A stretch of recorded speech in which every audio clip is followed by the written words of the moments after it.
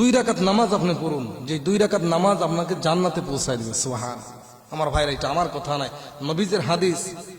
রাসূলের সাহাবায়ে কিরামের ভিতরে সব থেকে যাকে একটু চেহারা খারাপ ছিল, যার চেহারাটা কি ছিল, খারাপ ছিল, দেখতে ভালো দেখা যাইতো না, চেহারাটা কালো ছিল, ঠোঁট দুইটা মোটা ছিল। আপনারা জানেন সাহাবীটাকে? হযরত বিলাল হাবশী রাদিয়াল্লাহু তাআলা। আল্লাহ তাআলা তাকে কত মোহাব্বত করেন, কত ভালোবাসেন। সুবহানাল্লাহ। আল্লাহর নবী যখন মেরাজে গেলেন, যখন জান্নাত ভ্রমণ করতেছেন, তাকে সামনে দিয়ে খরমের আওয়াজে চট চট চট চট করে সামনে দিয়ে একটা মানুষের হাঁটার শব্দ। সুবহানাল্লাহ। আমার ভাইরা, আল্লাহর নবীজি হযরত জিবরাইল কি বললেন, ও ভাই জিবরিল, এই জান্নাতের মধ্যে আমি এবং তুমি ছাড়া তো কেউ নাই। বলে হ্যাঁ। কয় আমি এবং তুমি ছাড়া কেউ যদি না থাকে, তাহলে আমাদের সামনে দিয়ে কে যেন হেঁটে যায়, হাঁটার শব্দ আমার কানে আসলো। কে যেন হাঁটতেছে, হাঁটার শব্দ আমার কানে আসলাম।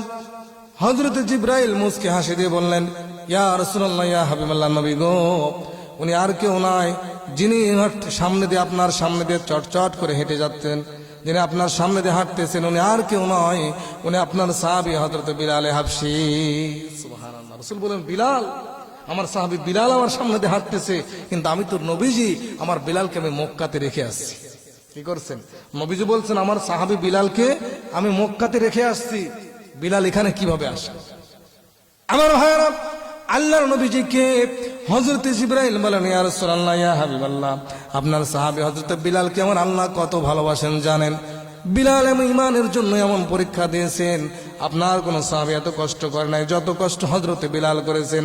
সারা জিন্দেগি গোলাম খাটতে খাটতে মক্কা পর্যন্ত আসছেন। উমাইয়ার গোলাম যখন তিনি ছিলেন, কত কষ্ট তাকে দিয়েছে, কিন্তু তারপরে ইমান নামক দৌলত সে ছাড়ে নাই। এই জন্য নবীজি বলেন, সাহাবীরা, আল্লাহ দুনিয়ার কোন মানুষকে চেহারা দেখে জান্নাত দিবে না। আল্লাহ তাআলা বলেন, লা ইয়ানজুরু ইলা সুওয়ারিকুম ওয়া আমওয়ালিকুম ওয়ালাকিন ইয়ানজুরু ইলা কুলুবিকুম ওয়া আমালিকুম। আল্লাহ রাব্বুল আলামিন দুনিয়ার কোন মানুষের চেহারা দেখবে না, দুনিয়ার কোন মানুষের সম্পদ দেখবে না, দুনিয়ার কোন মানুষের বংশ মর্যাদা দেখবে না। আল্লাহ তাআলা দেখবেন অন্তরের মধ্যে আল্লাহর ভয় কেমন আছে, আমলটা কেমন আছে, নেক আমল কতটুকু আছে, আল্লাহ এটা দেখে বিচার করবে। সুবহানাল্লাহ। আমার ভাইয়েরা, হযরত বিলাল ছিল কালো, দেখতে ভালো দেখা যেত না, কিন্তু আল্লাহর কাছে যদিও চেহারাটা কালো, কিন্তু আমার আল্লাহর কাছে এত ভালো ছিল। নবীজি বলেন, আমি যখন মিরাজে গেলাম, যাওয়ার পরে দেখি আমার সামনে দিয়ে একজন হেঁটে যায়। জিবরাইলকে জিজ্ঞাসা করার পরে বলেন, উনি আর কেউ নয়, উনি হলো আপনার সাহাবী হযরত বিলাল রাদিয়াল্লাহু আনহু। সুবহানাল্লাহ। আমার ভাইরা, কি আমলের কারণে হযরত বিলাল জীবিত থাকতেই জান্নাতে হাঁটতেছেন। সুবহানাল্লাহ। আমার ভাইরা, নবীজি যখন মিরাজ শেষ করে মক্কা নগরীতে চলে আসলেন, মক্কাতে আসার পরে নবীজি সমস্ত সাহাবায়ে কেরামকে ডাকলেন। ফজরের নামাজের পরে সব বড় বড় সাহাবী সহ সমস্ত সাহাবায়ে কেরামকে নবীজি বসতে বললেন।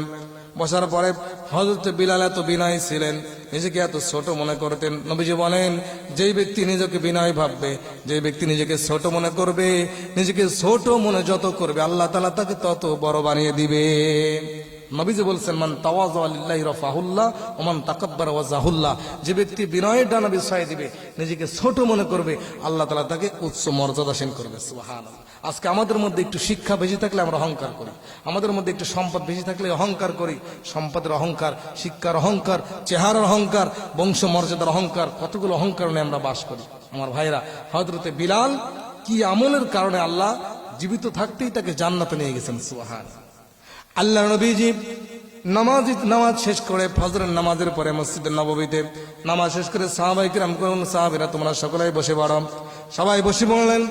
নবীজি কোন সাহাবীকে ডাকলেন না, নবীজি আবু বকরকে ডাকলেন না, নবীজি ওমরকে ডাকলেন না, নবীজি হযরত উসমান রাদিয়াল্লাহু আনহুকে ডাকলেন না, হযরত আলীকে ডাকলেন না, 10 জন জান্নাতের বড় বড় টিকিট প্রাপ্ত সাহাবী তাদেরকে ডাকলেন না।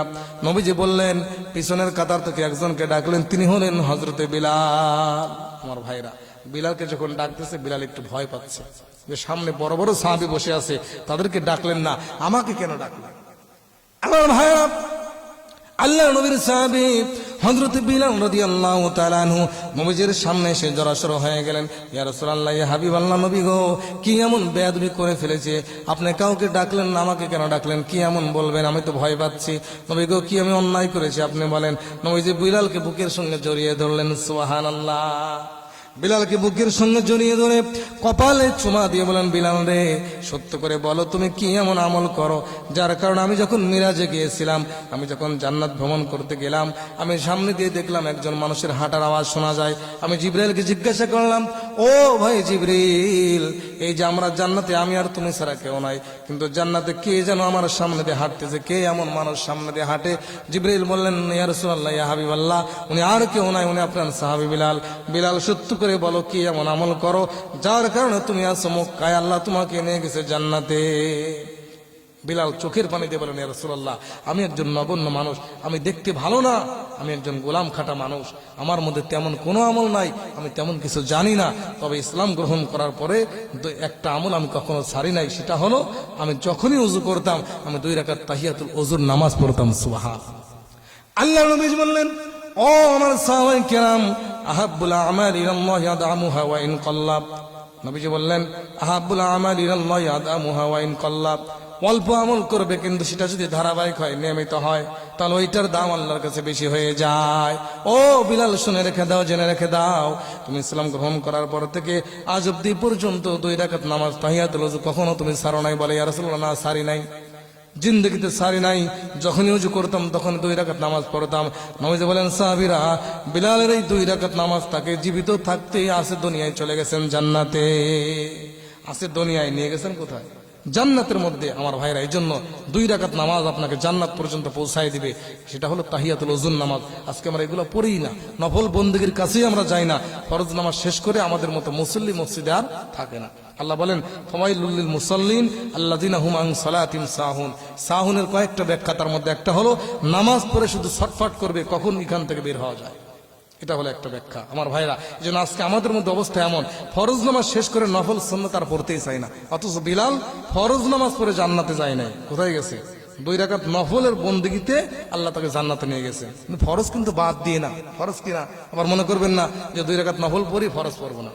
ফরজ ঠিক রেখে এরপর নফল বন্দেগী করলে আল্লাহ খুশি হয়ে যায়। বিলালের উপরে খুশি হয়ে আল্লাহ দুনিয়াতে থাকতেই আল্লাহ তাআলা জান্নাতে নিয়ে হাঁটাইছেন। সুবহানাল্লাহ। আল্লাহ তাআলা আমাদের সকলকে যখনই ওযু করব, আমরা মা বোনদেরকে বলছি, যখনই ওযু করবেন বাড়ির মধ্যে গিয়ে 2 রাকাত নামাজ পড়বেন তাহিয়াতুল ওযু। পুরুষদেরকে বলছি, আমার ভাইরা, আপনারাও যখনই ওযু করবেন আপনারা 2 রাকাত নামাজ পড়ার চেষ্টা করেন। এটা সারা জীবনের একটা রুটিন বানিয়ে নেন, সারা জীবনের আমলের একটা রুটিন বানিয়ে নেন। আল্লাহ আপনার উপরে খুশি হয়ে যাবে। আল্লাহ খুশি হয়ে বিলালকে জান্নাত দিয়েছিল, আপনাকেও দিতে পারে। আল্লাহ তাআলা আমাদের সকলকে আমলগুলো করার তৌফিক দান করুন।